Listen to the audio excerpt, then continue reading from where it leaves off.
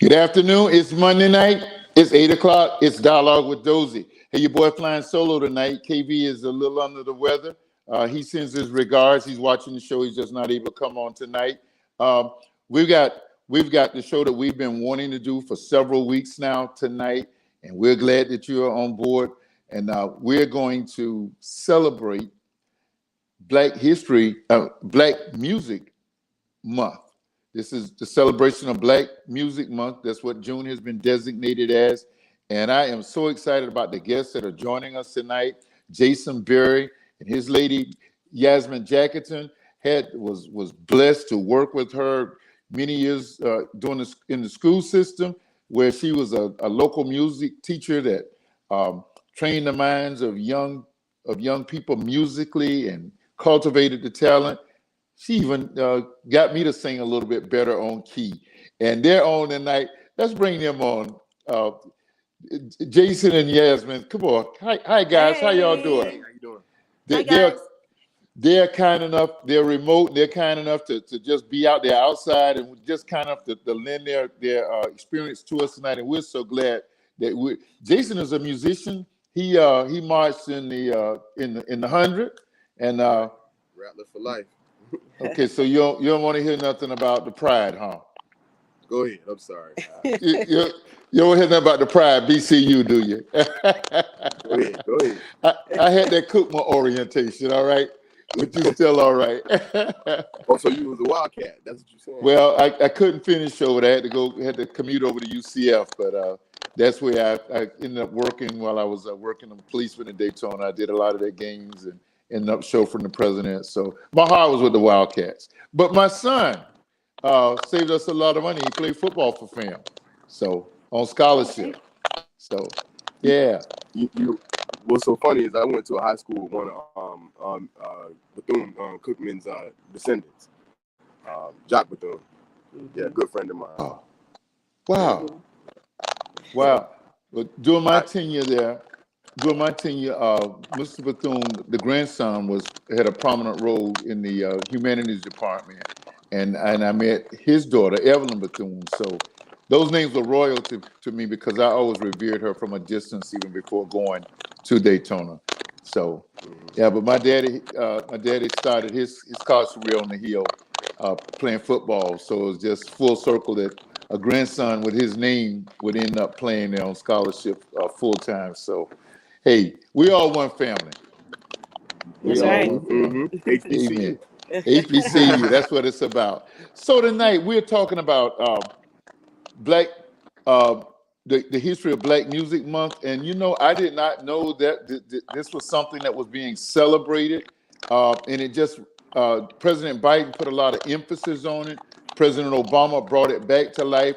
This was actually initiated in June of 1979 by President Carter, and he had an affinity for our cares and our concerns, and so tonight we couldn't let this month go out without us talking about this month, and just so blessed that you guys join us. Tell us a little bit about your guys' musical endeavors. Musical endeavors. When it comes to endeavors, I'm going to tell you, it's like anything else. It takes dedication, it takes hard work, it takes practice. And I mean, I've been in music for, I can say, at least about 30 years now. So, and I'm still learning. I can't say that I'm like the best musician in the world, but I know my way around music. Which allows me to do what I do daily, which is I produce music as well. And the things that I've experienced in my life with music, such as the Marching 100, it is giving me a lot of things in life that I can actually transfer. And I mentioned the discipline before, like I said.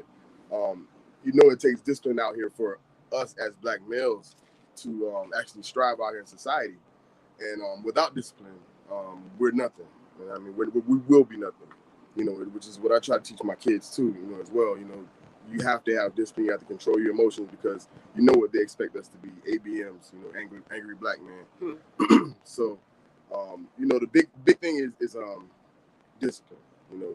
Discipline your mind. Discipline your heart. And anything you put your mind to, you can make it. And that's what we did. We put our mind to our music, and we're still doing it to this day. You know, that's what actually brought us together. You know, our music. You know, and it starts at an early age too, which is extremely important. And with music, with any type of discipline, starting early, the earlier the better. And it's all about the discipline and how you raise your kids and who their influences are, the mentors, the group of people they hang around with. So we have to be very mindful with that. But discipline is key. When did you guys learn that? When did you guys learn that music was going to be an essential part of your life? So, what age were you when you kind of realized that?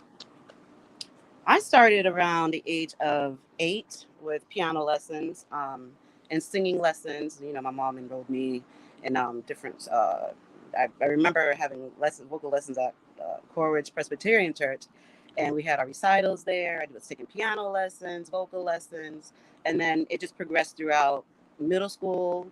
It got stronger in high school when I joined the marching band. Was playing the flute, became first chair and drum major at BA. Cobras, okay. So yeah, so it starts at an early age, and then you just grow and you just grow into it, and it becomes a part of you, becomes a part of your soul. So it's innate. Well, for me, I can say, I started from, I can say from the time I can listen, I can hear music. My parents, especially my father, was heavy on, the big vinyl discs.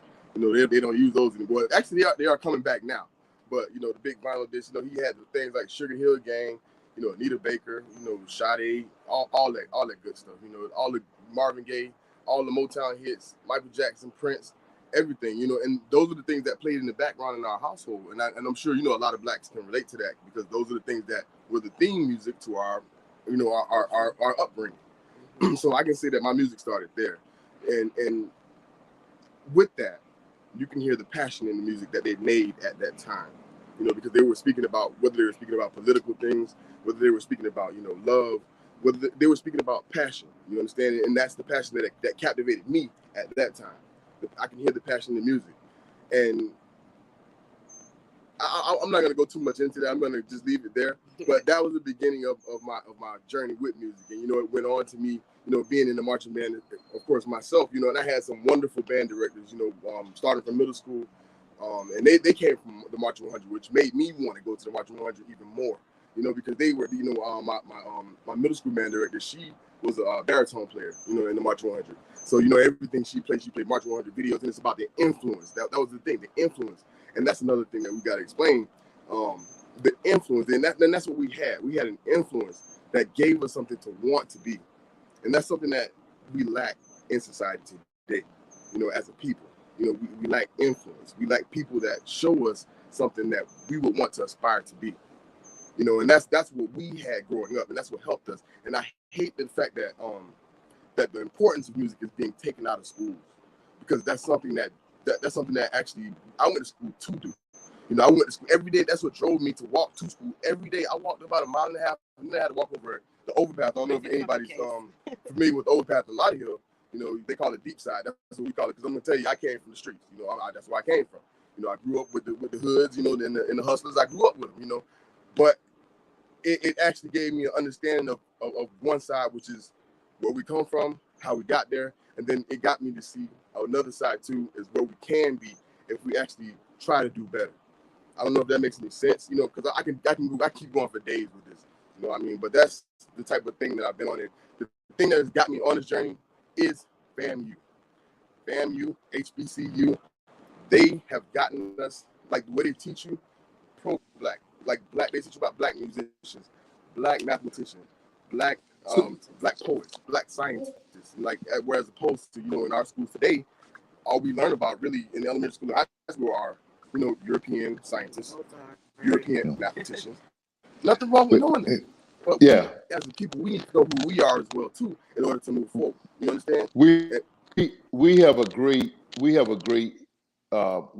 heritage, and I want to grab what you talked about, that discipline, because my son said to me, he said, "Dad, you know what we went through on the football field." He said, "But it's nothing like what the 100 went through." And I'm gonna probably have to go out and come back on. We're getting a bad crackling. But just talk about the discipline that you learned at FAMU. Just tell some of the stories about the discipline at FAMU. And I'm gonna go out and I'm gonna come back in and try to alleviate some of this cracking that we're getting in the sound. Go ahead, I'll be back. Okay. Well, to talk a little bit about the discipline. First of all, we knew what discipline had to be before we got there, because we were prepared for this in high school. Just like athletes, they're prepared for what they have to get to the next level.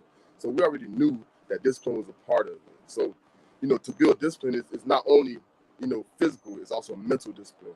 So to build mental discipline, it's like we were constantly pushed. We were pushed to our limits. But we were pushed to our limits by people that had been there before, and they can tell us exactly what to do when you're at a certain point at your limit. You understand? They were able to teach us, which is what, like I said, back to what I say about, having guidance throughout your journey. We had people that were Dr. Foster, legendary. Dr. Foster, legendary, man. We had people, Dr. White. We have Dr. Shelby Chipman, currently right now, who's in the March 100. The March 100 just left Paris right now. So it's like the dedication, and it takes dedication. It takes everyday practicing early in the morning, late at night, in the middle of the day when you don't want to practice in the heat. It takes you practicing in the dirt so you can't breathe anymore. And it took that dedication to want to fight through the pain that we went through with all that practice. And that's the thing that leaves out the weak from the strong. Go ahead. Ms. J, what was your challenges like trying to, well, this is really bad. Let's see if it's better. Tell us what the challenges were like to get the young people to acclimate to the discipline. You're breaking up. I can't really hear you. You can't hear? I don't know what's going on with this. Are you able to hear me now? Okay, able to hear?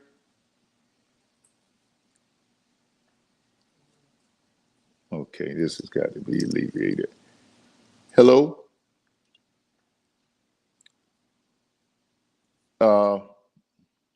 Let me come out again. What's doing?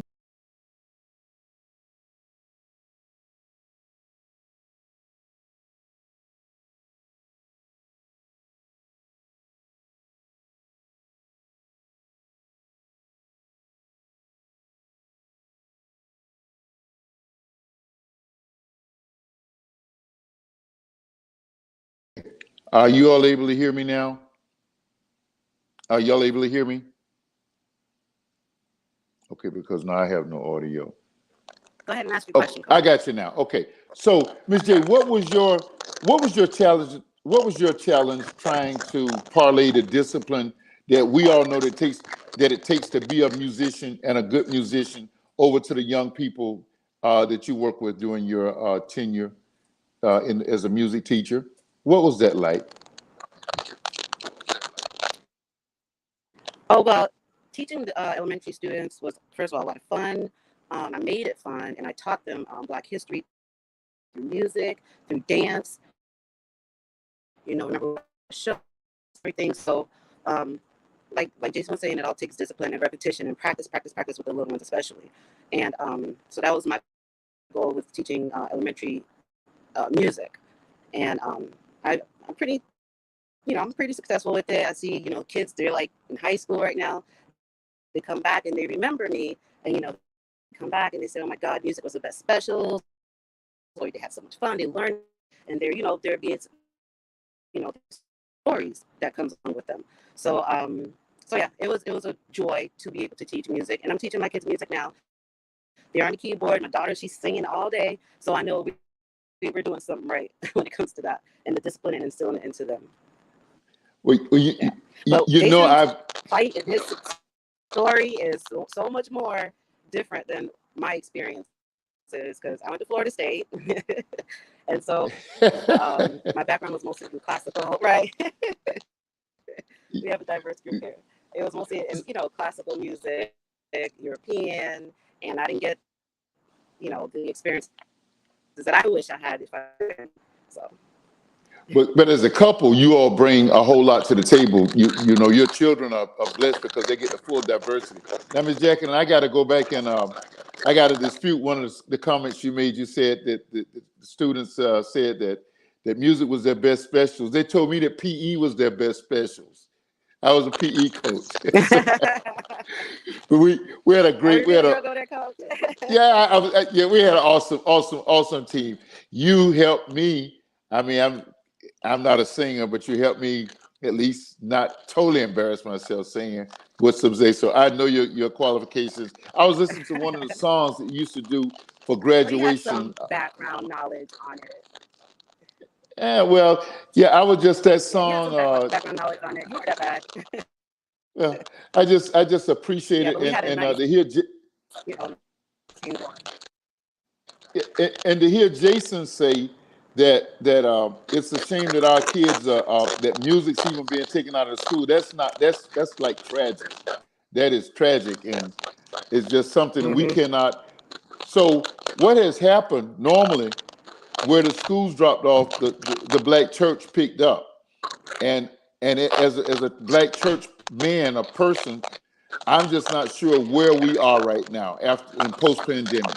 But that's something that we cannot let go. The tradition that has passed down through King David all the way to Kirk Franklin today. We've got to keep our kids musically inclined and stir up those gifts that they have in music. Jason, you're doing some things with music, and I know you guys are going to get out of here, but just on the other side of the break in a minute, I'm going to ask you to kind of tell us about some of the production you're doing, and then we're going to look at the holiday itself. I'm going to let you guys get out of here. You're so kind of be on even remotely. So I appreciate it. What was your most fun experience at FAMU, Jason, in the 100?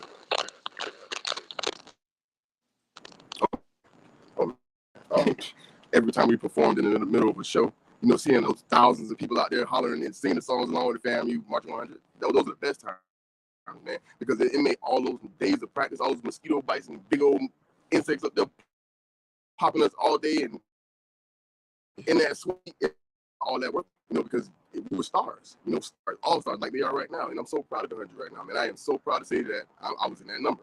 I am so proud. Go rap, man. Go rap. Man, how far are you removed from Dr. Foster's? I know he retired, but how far are you removed from his influence? Was he still coming around when you were playing, when you were in the 100? Was he still coming around occasionally, or did you ever see much of him, Dr. Foster?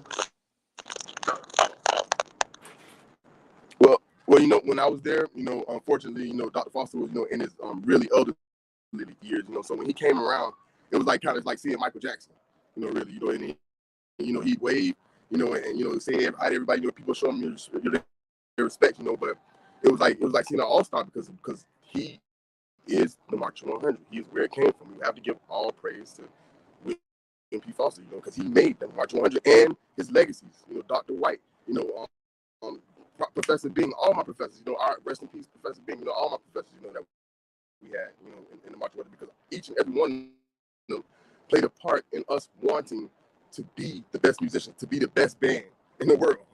You understand? So they inspired us, and that's the thing that I have to take my hats off to you, you know, Yasmin, teachers. You know, you guys are the doctors that don't get the credit that you should get. You guys should get paid as doctors. I know you guys have heard this over and over and over again, but you guys should get paid as doctors, because doctors might save a life now and keep it going. But you guys, people remember. I remember my instructors 20, 30 years later. You know, I remember the impact that they gave me. So, you know, I know teachers out there. I know you guys. You don't get enough credit. I know they don't pay y'all enough. I know they don't tell y'all like, congratulations, good job enough when you do a good job. I know all they do is just drill y'all. But I'm telling you, you're doing a good job, because the ones that are making it through, the ones that remember you, they remember you because you made an impact on their life. So please keep teaching, teachers. Thank you. Thank you to all my teachers. Thank you. Thank you. Jason, I'm going to get you all out of here, but I want to ask Ms. J one last question. Ms. Jackson, what do you see the future of our young musicians, our talent out here? What do you see? What do you see as the future of their cultivation? That they'll help carry on this legacy? So first of all, it starts all with education. It starts first with education, and they need to continue to keep music in schools. And we do need to continue teaching about our Black history, music, our musicians, where it came from, hymns, spirituals. It was tied into slavery. That's how we communicated to get through, wherever we're trying to escape. So first of all, it needs to stay in school, and it needs to progress from there. If they take music out of schools, man, we're in trouble. We're in trouble because right now these kids hear is what's going on the radio, in the videos, music videos, and that's what they see. But there's no substance to it. So if we continue as teachers to keep drilling Black History Month, Black History period, then they'll have a bright path ahead of them. We have to teach over the influence, over the media. You understand? Like, let them understand that media is just that. Media is there to entertain you. It's not. It shouldn't be your point of view or the way that you need to view life. It's just there to entertain you. You already know where your values come from, which is your families and the leaders that taught you. So those are the things that you hold on to. The media is just there to distract you, and that's what we got to take it as. So, but don't lose your core values. That's the thing. We can't lose our core values. And us as a people, we are already behind 200 plus years. Us as a people, and me and my father, we had a discussion the other day. I'm sorry, I'm gonna just keep rambling, but we had a discussion the other day. About because he said to me, he was like, he was thinking about the mistakes that his father made, and he was thinking about the mistakes that he made. And I explained to him, I was like, you know what? We are still growing as a people. So yes, we are 200 years behind the European father that we're trying to emulate, or we're trying to be like, or we're trying to show. So we're 200 years behind. We still have emotional things to catch up with. We still have physical. We still have to get our foot on in the society. You know what I'm saying? This is what I wanted to tell him, to put him at comfort. I told him, I was like, you are an evolved version of your father, and I am an evolved version of you. That is our goal. My son is going to be an evolved version of me. So those aren't mistakes. Those mistakes that were made, those are mistakes to make us better at going forward. So, I mean, it's just all about understanding. Go ahead. I'm sorry, Coach.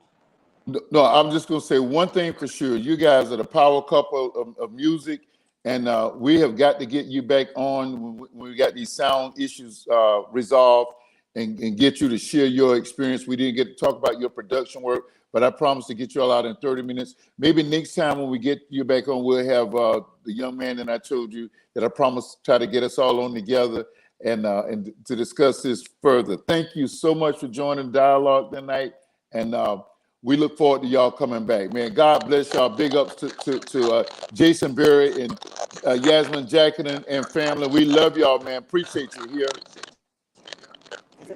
Thank you, bro. Thank you, guys.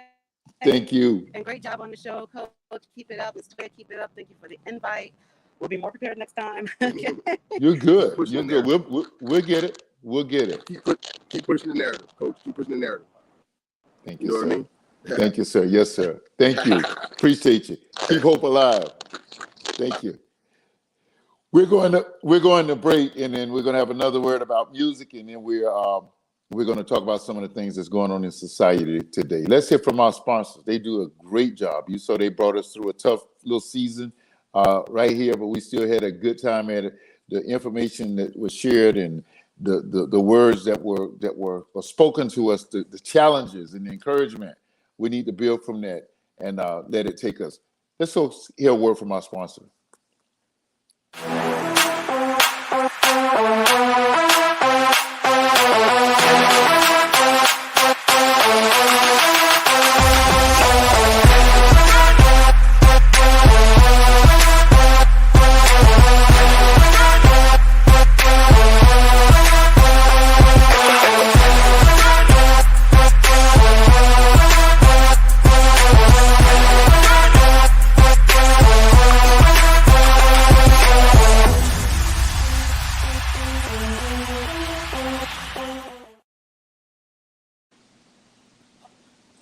Okay, Madam Producer, you able to hear us? With this bug is really causing us some issues tonight.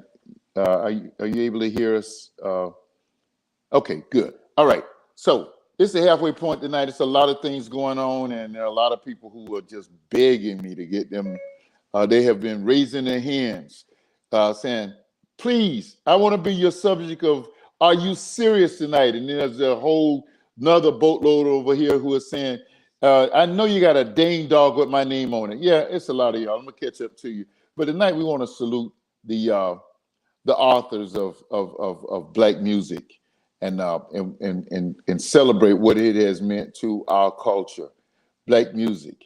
Um, First of all, we paused by celebrating President Jimmy Carter, who thought enough when times were not as kind even as they are now, uh, when race relations were not what they are, who saw the value of Black music and thought that it was something that needed to be celebrated, not for a week, not for a season, but for an entire month. Now, like Jason just said, we'll celebrate it and cultivate it 24/7, 365. But we do appreciate that we do take this emphasis for the month of June and look at Black music and Black musicians. Uh, what a great heritage we have. And as most of us know, most Black music comes from the sacred music. So from James Dorsey to James Cleveland to Kurt Franklin to Yolanda Adams and all of you who keep us in tune to the spiritual with your musical gifts. God bless you. We're all so appreciative because it all comes from you. For the folk music, for our generation's Tracy Chapman, how many of you remember her? The folk music that she brought on. It all came and nobody did it or does it like us. The blues, Ella Fitzgerald, all the blues that were heard along the Mississippi Delta, the Memphis Strands, Chicago, down in South Texas, Ella Fitzgerald, who was just like one of the Etta James, rather, who was one of the mothers of the blues. We thank you. The military music. Did you not know that beginning with the Revolutionary War, that African Americans always made that musical contribution to the armed services? When they wouldn't let us fight, they let us play music and sing and dance, and we helped keep the morale of the troops up because of our gifts. Jazz. Who doesn't remember Louis Armstrong? If you don't, he's a character that everybody needs to learn. From ragtime, where it all evolved, to the 1920s big band era, we were always there. Count Basie, Dizzy Gillespie. I had a chance to see, while living in Chicago, Buddy Guy, all who's still with us, all of these great contributors of music, the genres of music, and the contribution of music to Americans and world society. The rhythm and the blues, which is another way of stylistically talking about this diverse genre that had its roots in jazz and gospel music. R&B has helped many spread the African American culture and popularize all the way across all of American and all of world culture, that it is now $1 billion industry. From Al Green to Mary J. Blige, all the way to Ellie Varner. Our artists are tops, and they keep encouraging us and keep helping us through hard times. Rock and roll. How do y'all remember Little Richard? Little Richard was one of the first Beatles, one of the first that the Beatles drew their style from. He was the genesis of Elvis Presley's style. Elvis made the money, he got the big contracts, he got the movies, but he followed and he watched the talents and the gifts of Little Richard, who recently left us. Rock and roll still with us, Billy Preston, and many others. The Beatles watched so many of our artists and cultivated a great style and a genre that has taken off during my lifetime and recent lifetime. Hip hop and rap. Young men and women who were talented to be able to put their thoughts. A lot of people said it was angry music. No, it wasn't angry music. It was channeling their anger in a positive direction. Rap, hip hop. We think everybody from the old school, we heard us talk about the original rap song, Rapper's Delight, or It's Like a Jungle sometimes, keeps you from going on. All of those songs, all the way to the rap music of Drake and today's artists. We're so grateful that we celebrate Miss Jacotin and her and Jason's children, could be the next hip hop artist to explode on the scene. Maybe it was somebody that she taught. Maybe it's somebody that you see every day. If you see somebody who's gifted, who has a talent, and it just has to come out, push them, coach them, mentor them, encourage them. Our contribution to society must go on. We celebrate Black music history this month. Thank you, President Carter, for initiating it, and thank you, President Biden, for supporting it. And along the way, thank you, President Barack Obama, for keeping us mindful of this gem of our culture. So, a lot of things have taken place since the dialogue was last on, and I think everybody is kind of centering in on the Supreme Court decision the other week, or that came out on Friday, and that was the relation to Roe versus Wade being eliminated and taking away the federal government's sanction of abortions. And there's a whole lot of stuff I'm really avoiding because I just don't want to get my the justice who wrote the opinion. I'll just say I'll always be at odds with him. How can you look like us and have our experience and totally forget about us? Every decision that you're a part of, none of them, from striking down the Voters' Rights Act, none of them from in 2012, none of your decisions have done anything. I'm a man of the cloth. The whole abortion discussion is a different discussion. You get into the issues of church and state. We know that God doesn't sanction murder. The country, but America is a pluralistic country, and so it's led by the rule of law. And whereas its genesis may be, its roots may be biblically based or spiritually based, we understand that there is a separation. So I'm not going to get into that because I don't want to get views or spiritual views and any of those. But I'm just saying the author of that decision, it's very unlikely that I'll ever see any good that he's done on the court in the 30 or 40 years that he's been there. The other thing to come down the Supreme Court was the other that came out on Friday morning, actually before the Roe versus Wade decision came out, was that they struck down. New York City has some of the toughest gun laws in America, and we have seen the crime go down as a result. In fact, crime was consistently down. That was one of the things that Mayor Giuliani, quote unquote America's mayor, helped to reduce the crime rate and violent gun rate in the city because of the tough gun laws. I had a friend who just very mistakenly, coming from a city where the gun laws were far more relaxed, went there and spent some time in jail because he had a possession of a firearm until he could get help to get out of jail. So I have appreciation for the strict gun laws. Well, they were strict, and then the other day the Supreme Court struck one of them down, and I just don't understand it. As the Congress was likely from the other side, the red side of the aisle, reluctantly signed on because it is an election year, and we've had two large mass shootings, and there was another large. There have been smaller mass shootings, and I knew it was politically expedient for them to get involved and try to be on the right side of history, and I emphasize that, try to be on the right side of history, and enjoying something that the progressives were doing to knock out some of these mass shootings and pass some gun legislation. While they were doing that, the Supreme Court was busy striking down the gun laws of New York City, making it quite easier for someone to walk on a subway with a concealed weapon. I don't understand it. I'm still, to this day, I'm trying to learn the fascination of this nation with guns. and don't give me that second whatever the amendment is. I'm really not interested in that argument because it was a different time, it was a different era, it was a different reason for guns to be maintained at that point. Now, and I get that if you take guns from the street, then only the criminals will have guns. I understand that has to be regulated. That's going to have to be worked out.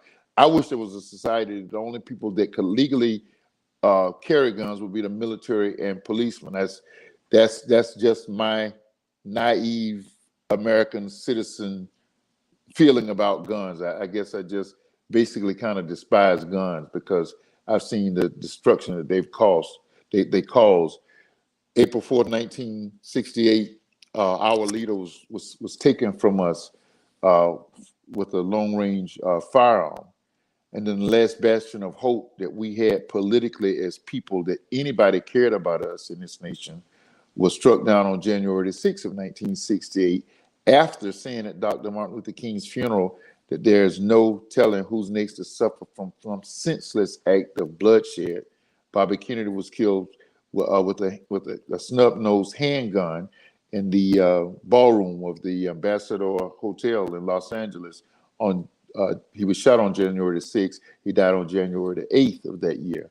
And I'm just, so it's those things that kind of shape my opinion about gun and my distaste, my disdain for guns, because I understand for guns, I understand that they are a protective device. I get that, and you can believe smart people will always be protected. I'll just say it like that. But unfortunately, you can't. It's far less people die of being strangled to death, dying by being cut, dying by being choked. Any of those things that a person could do if they didn't have a handgun, they couldn't cause the harm and the destruction that we now have in this almost maddening society. And we talked about that a couple weeks ago. That was we were talking about the violence of our streets, and to me, it all goes back to handguns. Back when the play West Side Story was released in Broadway and later became a TV program, it talked about street gangs, but at that point, it was fisticuffs. And at the very worst, somebody might pick up an object they saw on the street in the midst of a rumble, as they called it. But now it's all about this. Let me see if I can get it right. It's all about this gun turn, that boys in the hood gun turn like that. And I guess I'm different. I know Kim and I probably share different ideas about gun laws and so forth. I just despise them because I see no good thing coming from them. And for the Supreme Court to pander to the right side of American society, the red side of the red political society, for them to pander to them and strike down very successful gun legislation, I'll just never get it. I don't understand it. And maybe you can give me some insight. You know, feel free to text, put something in the text line to me and let me know. Help me to learn better about it. So we had these two monumental decisions, and one was buried by the other. Before we could talk about the gun legislation being stricken down in New York City, then the Supreme Court confirmed what leaked 5 months ago, that they were striking down Roe versus Wade. Now, here's what I will say about that decision. Here's what I will say.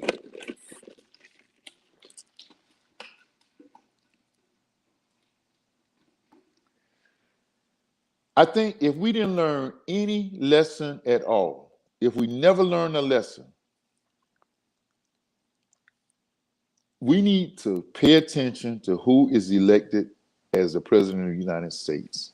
And we also need to pay attention as to what party or what political ideology has the majority in the Senate and the House of Representatives.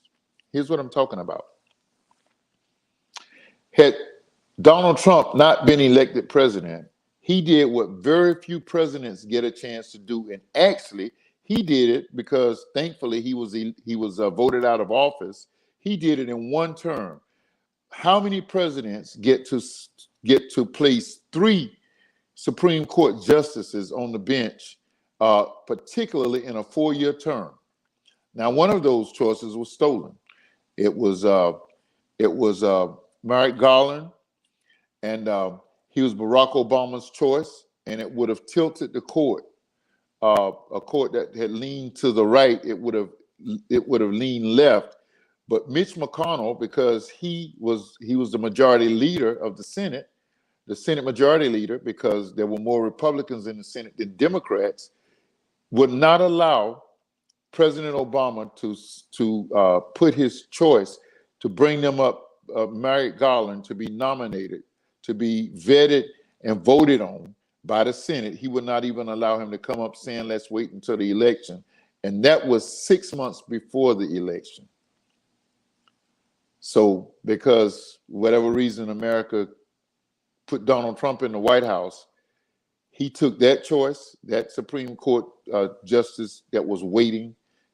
He, of course, picked somebody from the right and put them in office. And then he would go on to put 2 other people. And a third choice was stolen. The choice was stolen for the latest Supreme Court justice. Do you remember that RG died in the fall, and knowing that Trump's chances of being reelected was waning, Mitch McConnell rushed through the nomination in record time, in like 6 weeks. Even when Trump was heading out, even though he had lost the election, he got to select the last Supreme Court justice. So Democratic presidents basically were robbed of 2, and it tilted the court to the far right. I'll say this about the abortion issue. There's so much hypocrisy. There's so much hypocrisy on the right side of the ledger. You're the ones who, and you made this flip-flop. Now you are pro-life and anti-abortion, but yet when the life that you are now forcing into existence, particularly in cases of rape, incest, and those kinds of things, now when they get here, you're the one who say, under the guise of small government, you cut any programs that will help the oppressed or the minorities, last to least, and the left out. I remember when I was in the police department, the CETA program was recruiting and training so many people, and it was more than just a temporary job or being put into the job market. It was more about esteem. It was more about people feeling greater self-worth and self-value, and knowing that they had opportunities. And President Reagan, with that Reagan red revolution, came through and sliced that program. So it is the history of that party to cut out all of the social programs that helps people that are last, least, and left out, which are mainly the people that share the same skin color that I do, black and brown, and but you force them into existence. Now, and I'm not knocking that theologically, but sociologically, politically, I have a lot of problems with your hypocrisy, and that's what it is. It's straight out hypocrisy.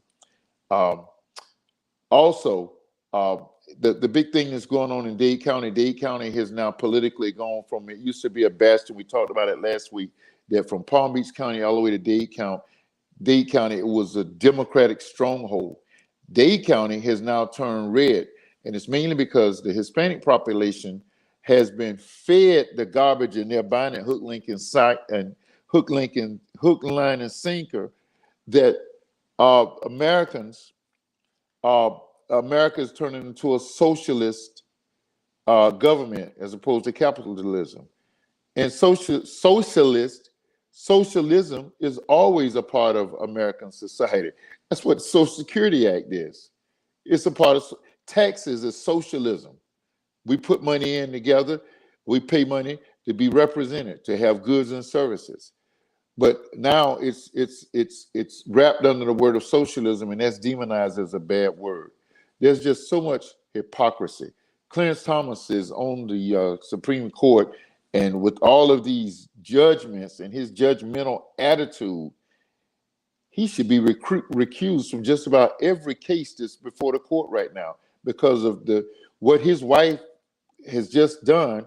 The January 6th Commission is exposing more and more the depth of her involvement in the massacre on the Capitol. And if I was him, I would just like be laid back. Forget the fact that you've disappointed millions of black people because you sold them out. You've proven to be anything but a person that would champion the causes of the poor, the lower class economically. You've proven to be against any of that, but yet you have the common gall and audacity to make some of the statements that you made post your judgment, your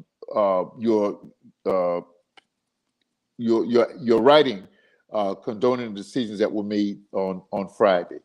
Jason is saying we're fighting to save a rigged system. Amen, Jason, for sure. That was not a law for humanity. It was passed for preservation. You know what? We're going to talk about, and I think we're going to be able to pull it off next week. I've been kind of laying low, trying to do some shows that were not as politically intense. But next week, we're going to talk about this replacement theory. We're going to go in depth. I was waiting to get a certain guest that you all like. And if that guest is available, the show is just going to be all that enhanced. But I'm not going to put that show off again. We're going to do that next week. We're going to talk about replacement theory. It was replacement theory that caused a crazed 18-year-old to write a manifesto online and then purchase handguns when he turned 18, purchase AK-47s when he turned 18, and go and study the scene, and the next day go and mow down so many loving black people in Buffalo because of replacement theory. And you're right, Jason. That's exactly what it is. It's a fear of being replaced, and that's what they're all about, and that's what the concern is. If we were the melting pot that we sold the founding of America on, that we were all a pluralist. What is the word? I can't say it. Pluralist youth or whatever it is. And we were all of that, all meaning from many becoming one. It wouldn't matter to us, but because black and brown people are now becoming America's majority. Everybody coming from a backwoods or from a hilltop is now joining in, and that was exasperated by that president that we had the past 4 years, because he pandered to that group politically. I've been trying to figure out if it was a political pandering or if it was an actual that was his real mindset. My brother Kim says that it's his mindset, and he had the documentation. He had the documentation to show a lifetime of that. So a lot of stuff we got to cover. Next week, the dialogue may go 90 minutes because we are going to deal with replacement theory, and we're going to have some hot and heavy guests. That show will be marketed midweek. You'll be seeing our guests, and we want you to prepare now and tell some people, I'm going to be going into the messenger page, sending that post out, because we want you to see what causes a lot of the things and a lot of the issues. And I thank you, Jason, for reminding us of that. That all feeds into this whole idea of replacement theory. Not much of a hockey fan, but I did stick around a little bit this week to try to pull the Tampa Bay Lightning out, who made it to the Stanley Cup Final Series, to try to get them through Game 2 over to Game 3 so that they could at least live for Game 7. But they fell short last night. Kudos to the Colorado Avalanche, who won the Stanley Cup in about 4-2 margin over our Tampa Bay Lightning. The Lightning may be back on next year. I'm still basking from the victory. My voice won't even say it anymore, but I think there's one last one in me.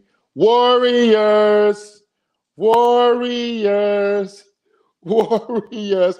Hey, we get ready to go. Let me just do a quick as I see it on Kim's behalf tonight.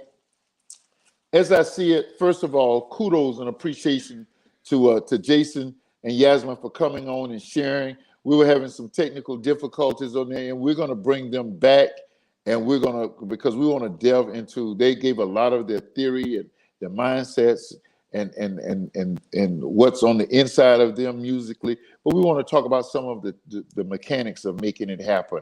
They talked about the discipline. We want to talk about some of the mechanics. So kudos to you for dedicating yourself to a gift that God gave you at birth and bringing the best out of it with the discipline you practice. As I see it, I'm eternally grateful for President Carter and him recognizing in 1979 the contribution of Black music to American culture and society, and that President Obama kept it alive, and then President Biden reignited the celebration this year, and we made it a big celebration. It made it to the dialogue, and thank Yasmin and Jason for being a part of that celebration. And for all of you, if you have that musical talent, hey, light into it. As I see it, I told a group the other day, it's pretty bad.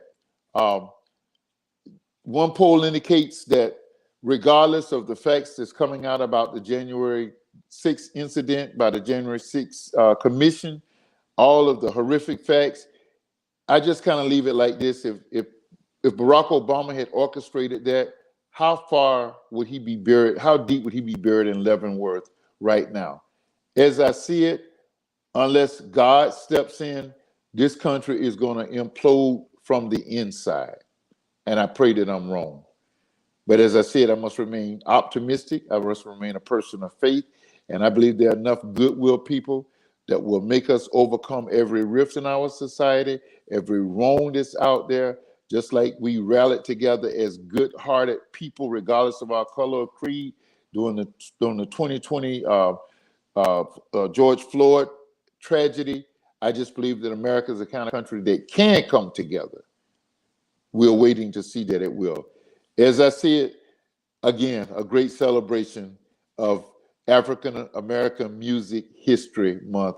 Thank you, Jason and Yasmin. Next week, the dialogue will talk about the replacement theory. We want you to join us. Tell somebody Kim will be here. Tell your friend about us. Listen, for all of your virtual products, you see the great job that moregogiggacreations.com does for us. Any of your needs, web billing, anything, sign on to them. Let them make you look good as they make this program get good. Until next week, we love you, Dozell. God bless.